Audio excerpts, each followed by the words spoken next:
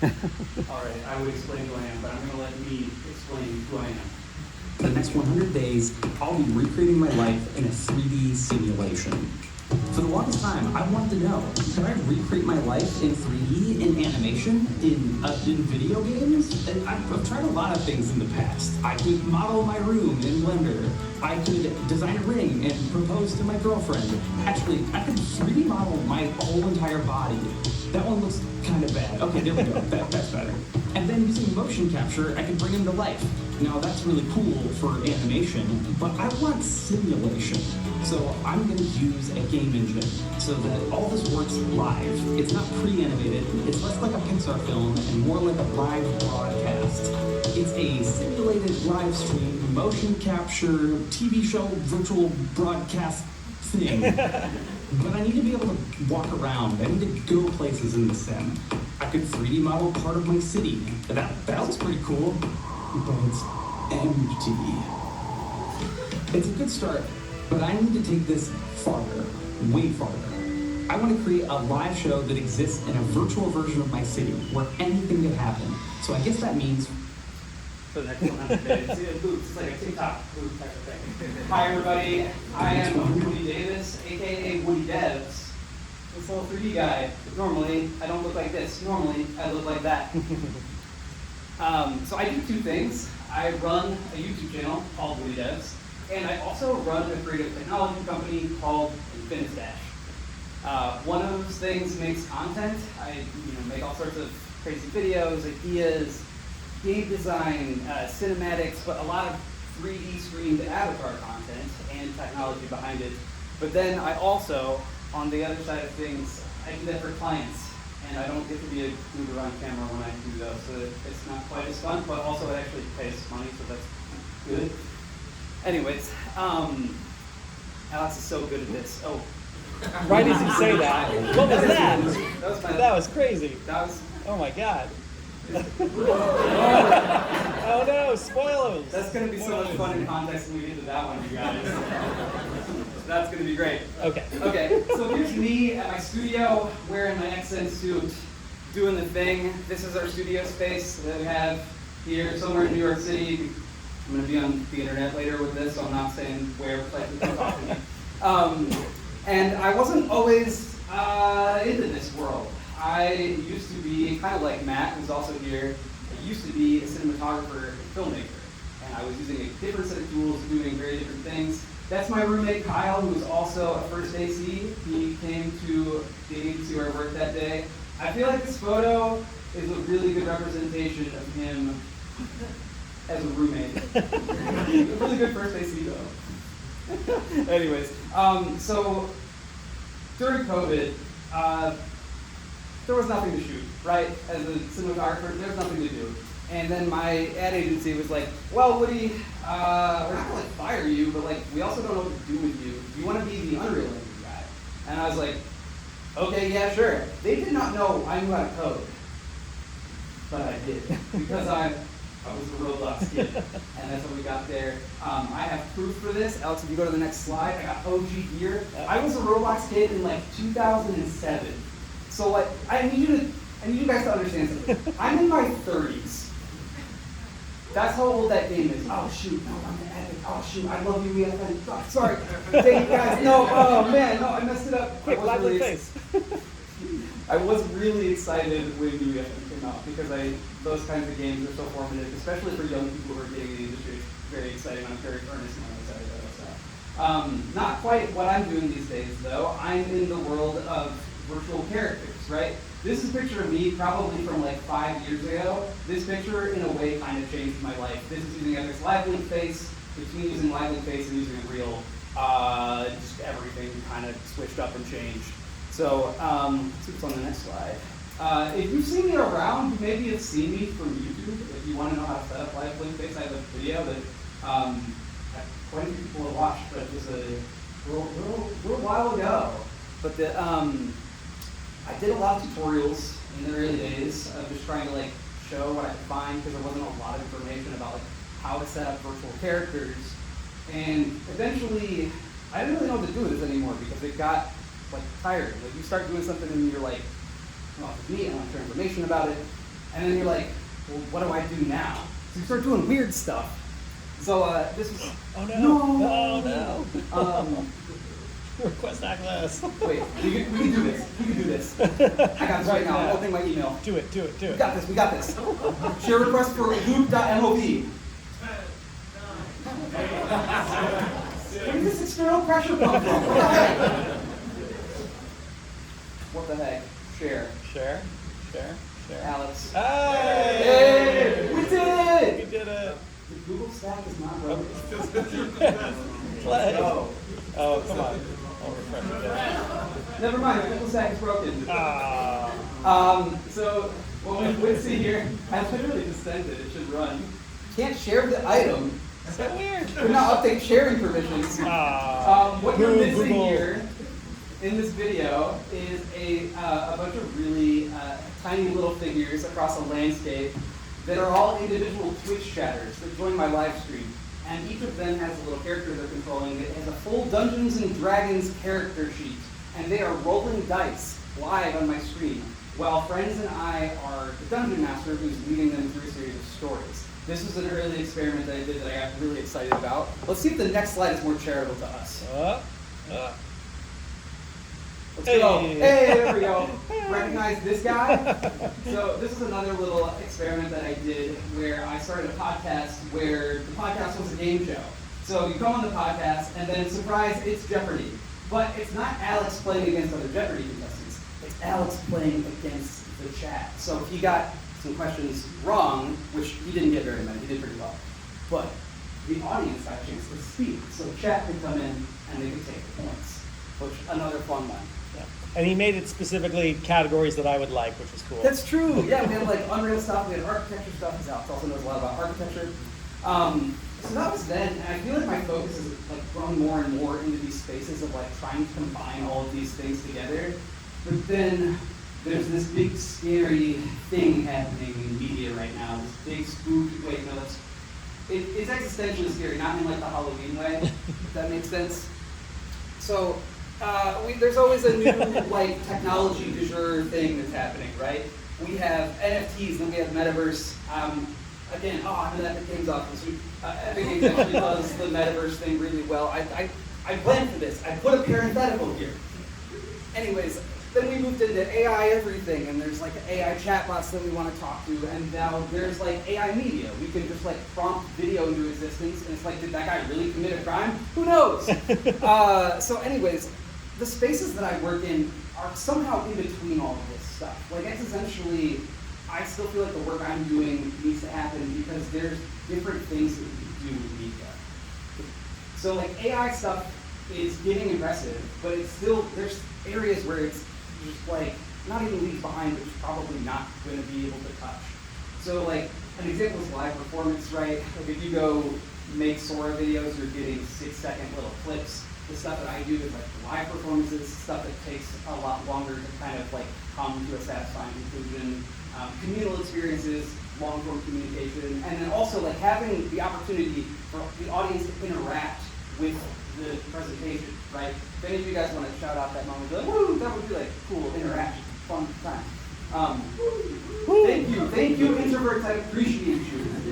I really want to thank everyone else for putting down their screens so we could all collectively be around one screen tonight. I think that's very beautiful. But Woody, you're a VTuber, right? Aren't VTubers just awkward, sexy anime characters? No, not necessarily. Not always. I'm never beating the allegations. So here's a demo of some of what I have working right now in my VTuber setup that I built in Unreal. So I have a procedural script. This is not low frame rate. This is actually something I've set up specifically to limit my frame rate so that I can have a stop motion effect on my character. I can swap in between doing like game input motion and then doing motion capture stuff that's running off an app that I have playing in my phone. So that's pretty cool. It's pretty neat, and it allows me to kind of have like a sense of space. It allows me to like legitimately gesticulate, and then because I'm a very animated person, and that this medium kind of like helps translate a lot more of my intentions than just like typing something that I want to see. So what you're seeing here is Unreal Engine, and it's Live Link Face, and it's Self-Reflect. That's the app that I'm using, and it's a game controller, and it's control rig that's being run live that's limiting so much. Should I be control rig people here tonight? Control rig heads? Yeah. I'm seeing some hands. Let's go! All right. What do we have next? Okay, so this, we All right, know... I'm going to give you a little demo of Scripper here. I'm working in Notion where I do all my writing, and Notion formats everything's Markdown, so that gives me the cool little opportunity. I'm going to hit a couple buttons on my Stream Deck here. One is going to bring up my settings. I'm going to toggle through a couple things. I'm going to hide my gizmo, and then I'm also going to, I think Screen Messages is off. Okay, great. So then I'm going to go back, and I'm going to hit the Scripper button. So I'm going to open Scripter. This is what I have right now. Let me copy and paste from Notion, and then let's see what this does. Just hit paste, and step through.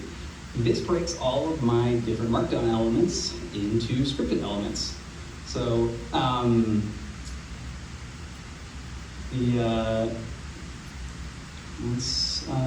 let's get through here. So for one, it makes this teleprompter. It gives content to this teleprompter, and which is transparent. You can actually see through the back of it, and that's there. So I always have my confidence monitor to know what to say over here. But then every time I click, it also changes cameras. I don't normally have my hand in front of my face. I'm not normally holding an iPhone while I'm doing my mocap here. And then I just keep clicking, and the video just like looks like it's cut. So I finish a thought and I advance, and I just keep moving. And then I have visuals too. Like I can bring up like these little motion graphics with little bullet points. This is all created in UMG. It also works with images and other forms of media, so check this out. We will cut to, hey, dentist, you've been grinding your sleep. I appreciate that, big dog. It makes 3D text. It makes other 3D text, and any other kind of media that I would want to really put in here, I can use it. And I can just keep cutting around. The result is that what you're watching is a live video that looks edited, but it isn't. It just feels edited because I can cut my cameras. And I can do this totally live for an audience. It's very fun. And essentially what this does is it cuts the editing time down to 0, and then increases the amount of production value I have when I'm doing a live stream. So I can be in front of a group of people, and I can just be talking, and then I have like a little foot pedal on the floor, and I'm pressing that foot pedal, and it's giving me the next thing to talk about. I'm totally off the script right now, you guys. I have nothing in front of me. But that's the idea behind Scripter. I have some other controls I'd like to show you.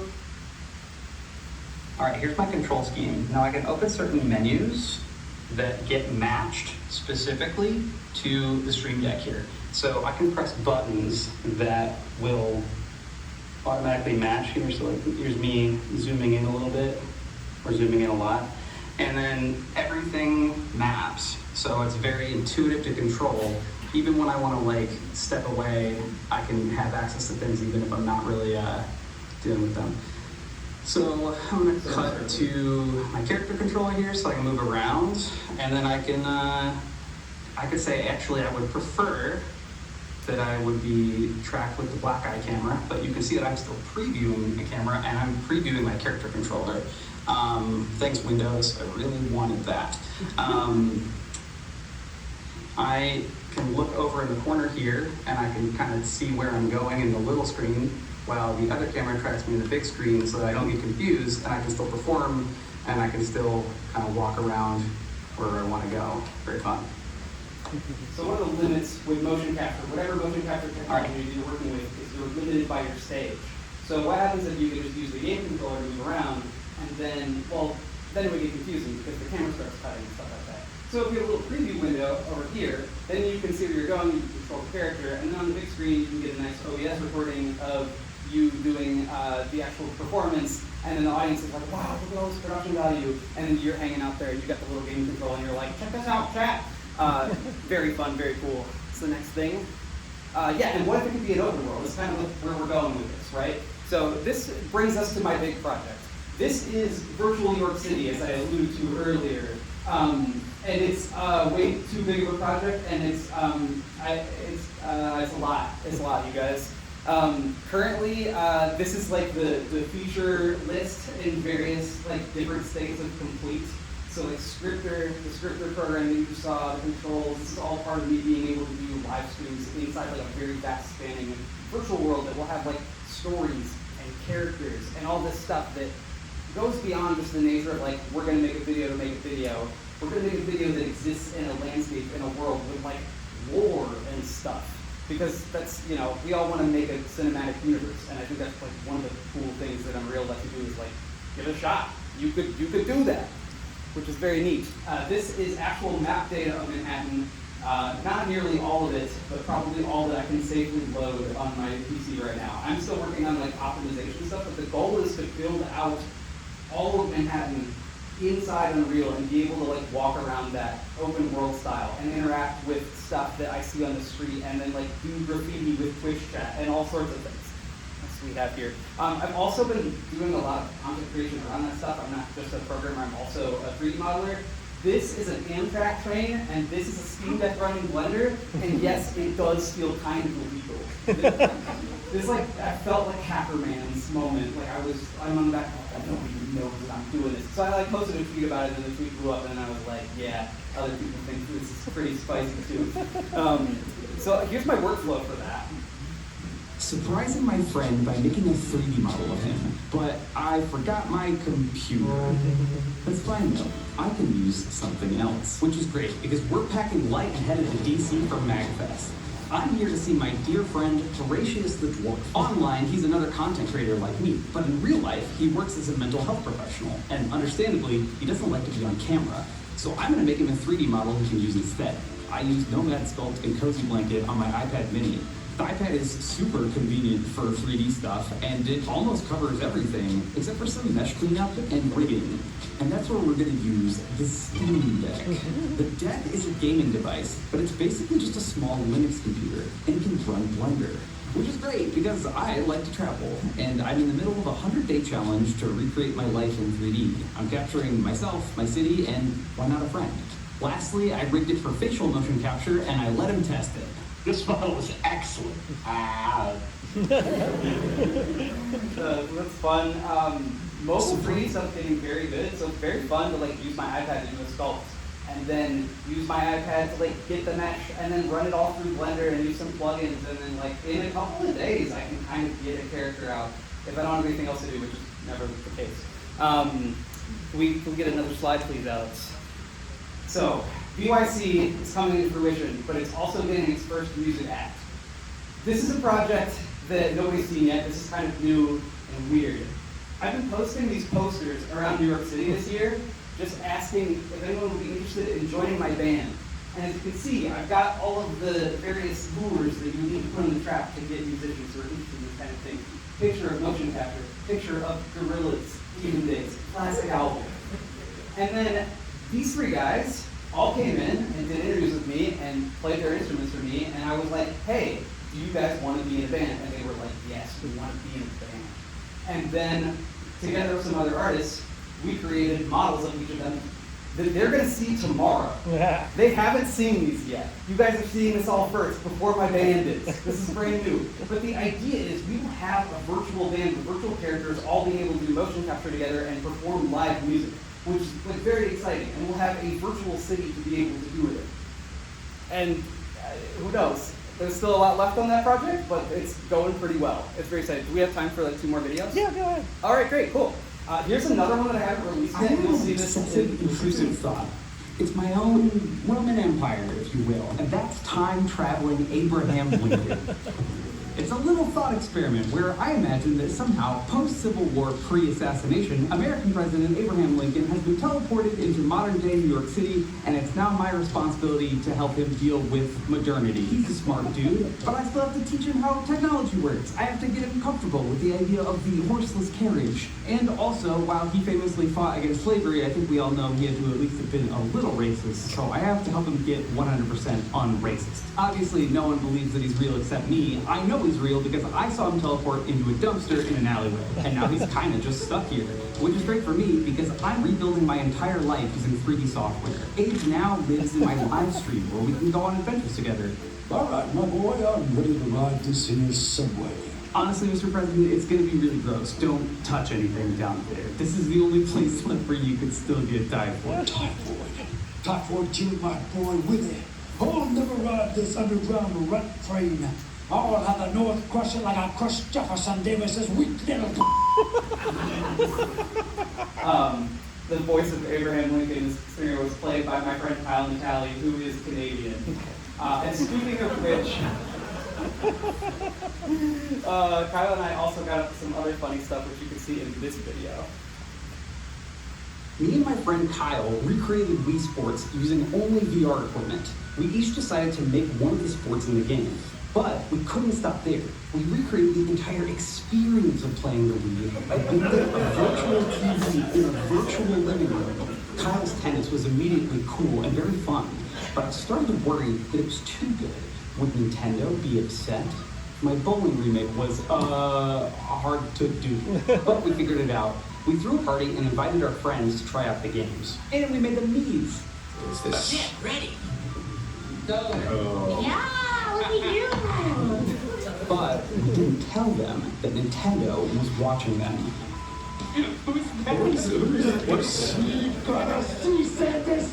If you manage to get to the end of the tennis match, a lawyer from Nintendo shows up. Oh, we're playing. Oh, this is Zelda.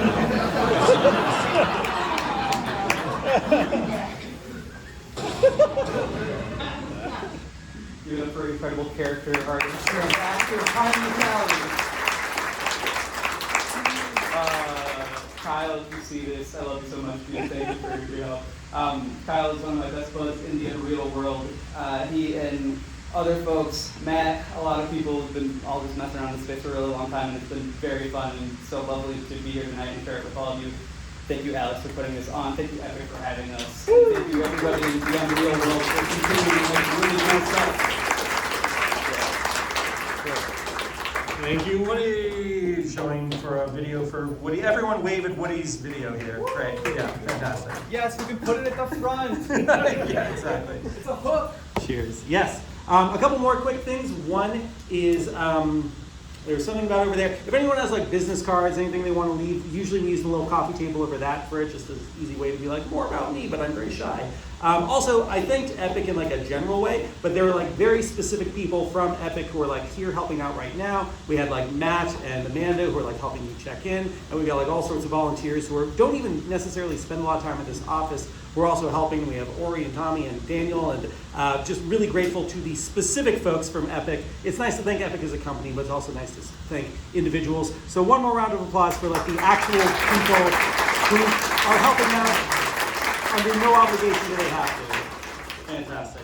Okay, and we're now, and by the way, bathrooms. For anyone who doesn't know, bathrooms are pretty straightforward for men, right around the back there. For women, a little more complicated. You're gonna go out toward like the forbidden zone where you're not allowed to look or touch anything, but someone will escort you to the ladies' restroom. It's over by where like the water and that kind of stuff is. So, great. Now we are going to move on to little guy. No one knows who he is. He's a complete unknown in the space. You're gonna find out about him tonight. His name is Matt Workman. Give Matt Workman a hand.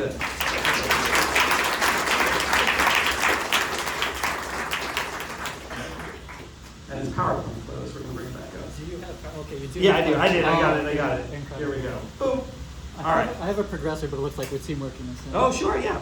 It's not plugged in or tested, so never mind. Sure. If you look at me or point at me, I'll go to the next slide. Okay, that's all good. How's it going? So today I'm going to be talking about metahumans. Yay! Yay! And AI. Boo! Boo! And who here is using AI? Anybody? No? We got it. Get those people's emails kicked out of the industry completely. So let's go to our next slide. See what that looks like. Yeah, so my goal generally for the last couple of years has been simply just to make cool things, content with visual humans, interactive or linear. That's what I'm looking to do. So we're going to talk a little bit about visuals, clothing, the face, talk about facial performance and body performance. These are the factors that I think make making things with visual humans possible. And I'm also going to be talking about some experiments I've been doing with these different categories with the dreaded AI as well. So let's move on to the next one. So to start, we're going to look at cloth simulation in UE5 and Marvelous Designer. And let's hit play on it. So this is a lovely program, not new by any means, but this is testing the new bridge to Unreal Engine 5.6. If you've never seen it before, you can design clothing with patterns that real-world clothing designers would be using, like Simulate. You can simulate them. And the last week or two, I've been doing a lot of simulation in Marvelous, and there's a really great one-click solution to just send this right back to Unreal Engine. This is Unreal Engine 5.6. And this is a music video for Vimeo that I'll be showing tomorrow, and I'll post it online as well. And thing to point out here is most of the cloth. Right? This is a really fast outfit, and the singer in the middle, and the camera work is insane. This is just to show that it's full 3D and not 2D again. The singer in the middle has some of that same cloth simulation. And this was a really quick weekend project for me. I was able to put it together for this other thing I'm working on. Moving on next to the next slide here. We'll talk about some custom metahuman stuff. All of these projects I'm showing here, like my little weekend one-day project that I've been doing for the last couple of months, so this is all pretty relevant, just testing the new Unreal Engine 5.6 stuff. So if we go to this next video and hit play, this is one of the more typical workflows for making a custom metahuman. I'm in Maya, ZBrush or Blender, just sculpting, just moving the mesh around. They give you this custom mesh now to get started with. And with Unreal Engine 5.6, you can just instantly conform it. The ears are big. That's all I wanted to show. This is all one click, and then I'm just doing kind of the stock customization that you would do in the engine. But the best part about this is that it's not broken. The metahuman will still animate. So this is just showing how easy it is to just make a custom metahuman. The same workflow is very similar if you want to make a digital double of a real-world person. You scan them, it's a whole other workflow, but it is really much simpler now than it's ever been. That workflow used to take a very, very technical artist, a lot of work in Maya and other programs here. The work now, it's pretty much built in, so that's really nice. Moving on to the next slide. As we hit play here, this is just taking that metahuman and making linear content with it. Just playing around and trying to make a Blizzard-esque cinematic here with the lights, playing with some cloth simulation, just to show that you can use this for linear content. Right? No huge surprise there, but it was quite strong. This is one of the new metahumans, stock room, came out pretty nice. But the thing I'm most interested in is using metahumans in interactive content. This is a little third-person game demo I put together. I'm looking to get into cinematic design myself. So I started to make a cinematic framework, little dialogue scene there, the audio is perfectly not there. And my interest as a filmmaker, a past filmmaker, cinematographer, is to really bridge these worlds together. I mean, a lot of people are doing this in games, but it's really my passion, and what I like to do is make movies instead of games. And luckily, there's a job role for that in 2025. That's kind of incredible. And the thing that I've been focusing on is not the stuff I want to do, like cinematography and lighting, is the human performance. Because without a realistic human, for me, that's what I want. There's not much to film, there's not much to light. So this is why I put so much energy into digital humans and making content every day. So I can finally film things now. So as we move on to the next one, AI. So clothing with AI in 2025. What's it looking like right now? Let's roll it. So is this going to be a video? Okay, so we can pause this for a second if we have the technology online. Actually, this is fine. This is fine. So to start with 3D generation right now, it's just begins with 2D generation. How's it going, guys? So this is a prompt from ChatGPT. The prompt went something like, make an elven craftsman and give them like a leather apron or something like that. And it put out these little images that are here coming back. You've probably seen this all over the place. And it does a good first draft of it. And this is then fed, we can hit play. This has been fed into Hidden 3D. There's lots of 3D generation websites that will do this for you. And it comes out with a model like this, but it's basically photogrammetry. I didn't show it, I'm in ZBrush, I'm retobble it, I rig it. And then after that, you can bake the texture that it comes with, which is not very good. So I just whipped this up in like an hour in Substance Painter. And this was a test that I did a couple weeks ago. The whole process from generation to in-game model was about 3 hours. And I think that this is going to get shaved down. There's even better ways of doing this now that will break it into parts. Auto apologize. And if someone put a gun to my head and I had to make an AI startup today, it would be to make this a one-click process, and to have it perfectly rigged, train it on usable topology, have the whole pipeline worked out. I think this is certainly coming. So it's just a test. Not in production or anything like that. That's certainly not a game-ready model. I think the whole thing is like 300K or something like that, but I was able to test really quick. So that's for now. no harm, no foul, we're just testing, but the workflows are coming, and I wouldn't be surprised if there's first-party tools running for certain things as well. So as we move on, what about using the same workflow to generate characters? I showed that you can certainly, if you're a professional character sculptor and artist, you're going to be able to make amazing metahumans. We see incredible work like that on the internet. That is a very specialized thing to do. I wish I could do it, but I certainly can't. So what if we use AI? So this isn't my work. This is a filmmaker, a traditional filmmaker first named Charlie Driscoll. You can check him out. ChatGPT, boom 3D model, boom wrap 3D, into metahuman, into texture. So similar workflow for the clothing. I can't speak to how long it took him to do that. He was kind of figuring out all these new pipelines. But this is kind of incredible. Right? So from prompts, which is a discussion we're going to know to a lot of people, to an animatable metahuman rather quickly. This is all possible right now. What does that mean for everybody? I'm not sure. But it is certainly interesting as I look to do my work. I do freelance projects for companies, for clients, and I do most of them as a solo or with very small teams. That these workflows, certainly legally dubious at the moment, as they get cleaned up, certainly would allow me to scale bigger than I would on my own, possibly. Being able to generate more clothing variations, more characters that I personally am not able to. I would love to work with character artists when the budgets allow it, but many of my projects, I really can't. I'm either making it myself with whatever needs are necessary, and this may be something to do. And I think this stuff can help with it. So we move on to the next one. So facial animation, that was visuals, right? So kind of like what's possible now, and like sort of what I think will also be possible in the future with AI. We're doing similar things for facial animation. So I guess we'll just play on this. Hey, what's up? My name is Matt Workman, and in this video we're going to be checking out the new Auto Legend 5.6 audio-driven animation pipeline for metahumans. So the metahuman animation that you're seeing on the face here is being completely created from an audio file only. So the blinking, the emotion, and even the incredible lip sync, which is obviously the main tech here, again, completely created from an audio file only. Cool, so again, you said like 20 times, it's animation coming from audio. This was in 5.4, I believe, but I didn't start using it until 5.6 with the new metahumans, and I didn't realize how much it would change my framework, my way of like creating, to just record voiceover. So I just read my scripts, and it's basically generating the lip sync.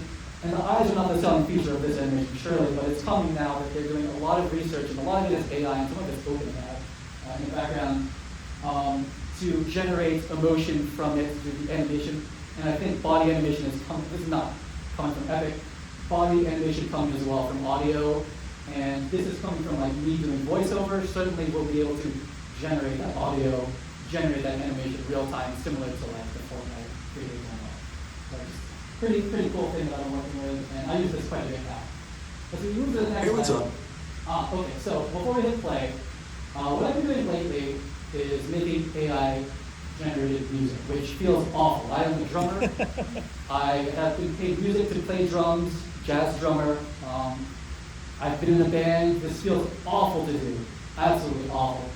But I still think I'll do it. So what I've been doing is in Suno, generating music, which we'll hear soon. It's good, you'll see. What you're able to do is generate music, we'll hear what that sounds like, but you can separate the vocals from the music. You can get all the tracks, and the music producers will then go in and do their music stuff together. I just leave it at that point. We can take that vocal track, feed it into Unreal Engine, it generates the lip sync. What does it look like when we do that? Let's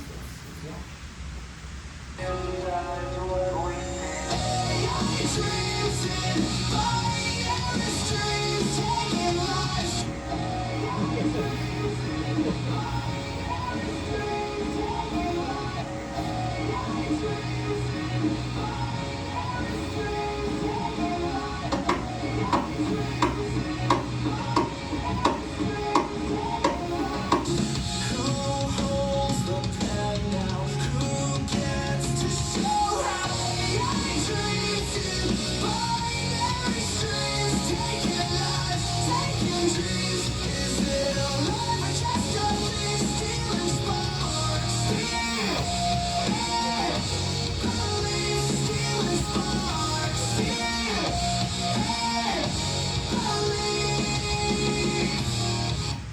Cool, so I can do it better now.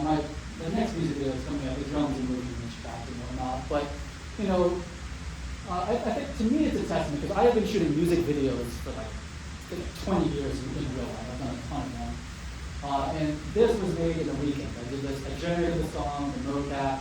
The outfits are already pre-made, this is from the marketplace and whatnot. But to be able to do that with the new MetaHuman tools and a tiny bit of AI, to me it's, this has been a slight turning point for me. I think these are really interesting to work with. And the reason I make a lot of these demos is I show them, like none of these make money on their own, but I make all of these like demos over and over again, and companies basically reach out to me afterward, and they basically ask many times for this exact thing. A bunch of the dialogue demos I've done turned into work where the clients are like, we're going to do exactly that with this script. This was sort of for a client that's looking to do something similar. I was like, this is what we can kind of do. Like I can do the band for us. We can do the links it this way. And it just shows like where MetaHumans are now. And this is just me. This is just solo efforts. And the tools I think are getting doing effectively. As we move on to the next slide. So that was the face, right? So from audio has been my very favorite thing lately. So let's talk about audio mocap really quickly. We move on to the next slide here. We can just hit play. I don't think there's any audio. So in my house, in my studio, it's an optical system, optical mocap. It's a bunch of cameras all facing back to me. This is what happened in the 80s, the 90s, nothing super new. I have to wear this suit, which is lovely, makes me stay in shape a little bit, and I'm wearing markers. And for right now, this is how most AAA games are operating, and most movies. If they're not using the gray suits for the bands, it's a kind of different workflow. But one of its main strengths, other than it being very, very accurate, is that you can track props. Really any prop that I need to, like the drums and cymbals in this case, can be tracked as well, which is a nice feature. But it is expensive, requires space. It's certainly not an easy solution. On the next slide here, okay, cool. So we can hit play as this one's in the background. This is a recent company of mine. I've been getting a lot of requests to do custom mocap work for clients. So I started a company called Narrative Motion, and I do contract mocap work, usually for shorter projects where they just need some like basic motions. I'm usually the actor. And for much smaller projects where people are just asking for like 1 or 2 animations, literally, I pretty much record them. They ask for me on Discord, like, hey, we love these, and I just put them online. So it's just a project that I'm working on mostly with the Workman system. So on the next slide here, so we're going to talk a little bit about LiDAR AI mocap, which is the moving system over here. And right before that, I want to talk about AI mocap, which if you've heard the word, usually just means taking video footage of anything similar to the face. Any video you can extract the body animation from. There's a couple companies that I think are out there that are known in the online community, mostly Quick Magic and Meshcapade are 2 big ones.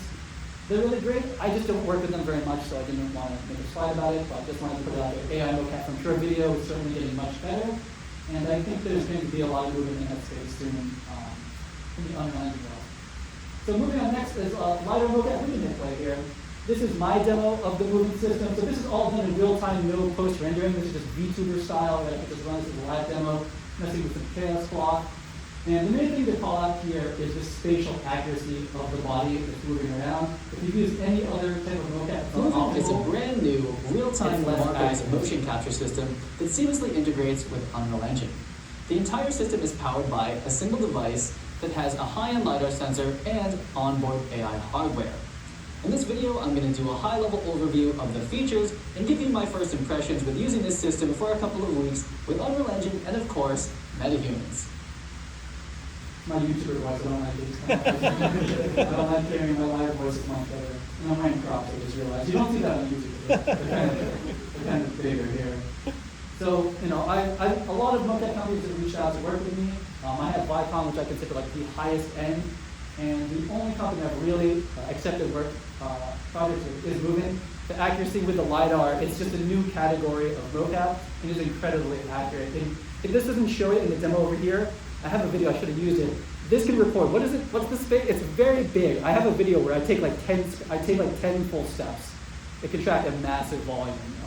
But it also works in New York City. People are like, well, that doesn't matter, where are we gonna do that? But pretend we're in LA, or Texas, or somewhere with space, you can track a very long distance. Not shown here, I live in a small house as well, but it's very accurate, it's a new category, and I think it's really exciting. As we move on, I think that's probably, oh wow, okay, someone finished it. Someone finished it there. What's the next slide? Awesome, there we go. So yeah, as a recap, again, Unreal Engine, you guys know this, it's really great, MetaHumans. There's a lot of cool stuff coming with AI, like it or not, and I think that for a lot of teams, they're going to be good things. And let's pray that they're good things. And if you reach out to me on LinkedIn, there's a motion. If you're interested in freelance mocap stuff, I do that. And I'm seeing the talk videos on YouTube and everywhere else. Thank you very much. Woo! Keep it going for Matt Workman. Woo!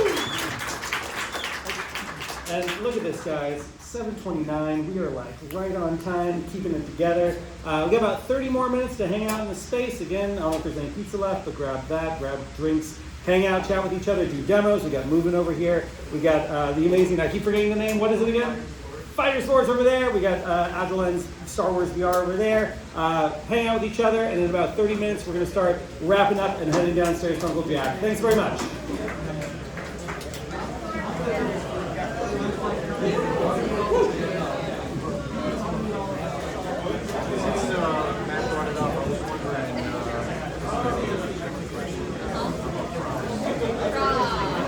You're working on it. Working on it. Cooperating with others. I have to say, I was like, knowing this place.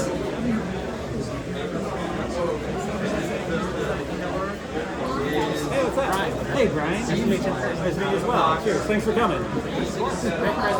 Yeah. We got a good crowd here. Yeah.